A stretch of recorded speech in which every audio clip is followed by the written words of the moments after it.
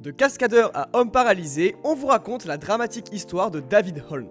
Gymnaste de talent, le jeune David Holmes impressionne tout le monde autour de lui dès le lycée. Cette tête brûlée qui pratique boxe et natation n'a pas froid aux yeux et celui-ci a alors un rêve, devenir cascadeur pour le cinéma. En 1998, il participe à son premier film Perdu dans l'espace avec Matt Leblanc, mais c'est en 2001 que sa carrière décolle véritablement. Il devient la doublure cascade de Daniel Radcliffe dans Harry Potter à l'école des sorciers. Le travail et le talent de David impressionnent tellement l'équipe du film qu'il deviendra la doublure officielle d'Harry Potter sur le reste de la saga culte. Entre deux films Harry Potter, David Holmes continue d'étoffer son CV en participant à de nombreux films hollywoodiens, La Dernière Légion, À la Croisée des Mondes, Prince of Persia, etc.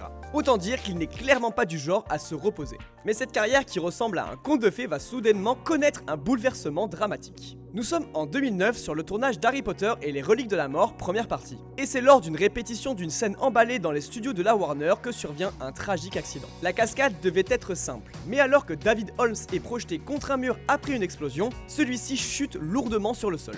Il ne peut plus bouger. Le diagnostic tombe et il est cruel. Il découvre à l'hôpital que sa nuque s'est brisée et qu'il est désormais paralysé. Il n'avait que 25 ans. Toute l'équipe est sous le choc et plusieurs acteurs de la saga viennent alors le soutenir à l'hôpital. Daniel Radcliffe bien sûr, mais également Tom Felton, l'interprète de Drago Malfoy. Pourtant, malgré la tragédie, David Holmes devient un modèle de résilience, n'hésitant pas à garder le sourire en toutes circonstances. Son nouvel objectif de vie est clair, soutenir les personnes en situation de handicap et aider la recherche médicale. Il se consacre désormais à la prévention des accidents sur les tournages. Il va être aidé dans son combat par Daniel Radcliffe avec qui il a noué au fil des années et des tournages une relation sincère. Ce dernier n'hésite pas à aider David Holmes dans ses frais médicaux au fil des ans, mais surtout en participant avec lui à des galas de charité afin de lever des fonds, notamment pour la recherche dans la moelle épinière. Ils apparaissent même en 2020 dans le podcast Cunning Stunt, qui met en lumière le travail des cascadeurs pour sensibiliser aux risques du métier. Mais c'est en 2023 que leur collaboration prend donc une nouvelle forme avec un documentaire dont Daniel Radcliffe est le producteur exécutif. Le nom du documentaire The Boy Who Lived, le garçon qui a survécu en français, est un clin d'œil évident au surnom d'Harry Potter dans la saga.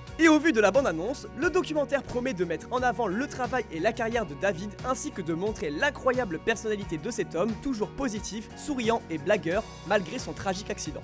Le documentaire nous montre beaucoup d'images d'archives et d'interviews des membres de l'équipe et est diffusé depuis le 15 novembre aux États-Unis sur HBO et est disponible sur Max dans la foulée. Aucune date n'a été annoncée pour les autres pays, il faudra donc probablement attendre l'arrivée de la plateforme de streaming Max en France pour pouvoir découvrir ce documentaire. C'est déjà la fin de cette vidéo, pour plus de contenu cinéma, abonnez-vous à Allociné.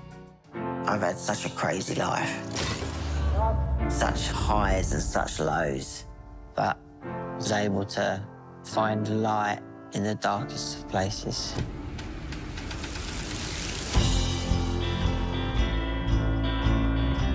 And action!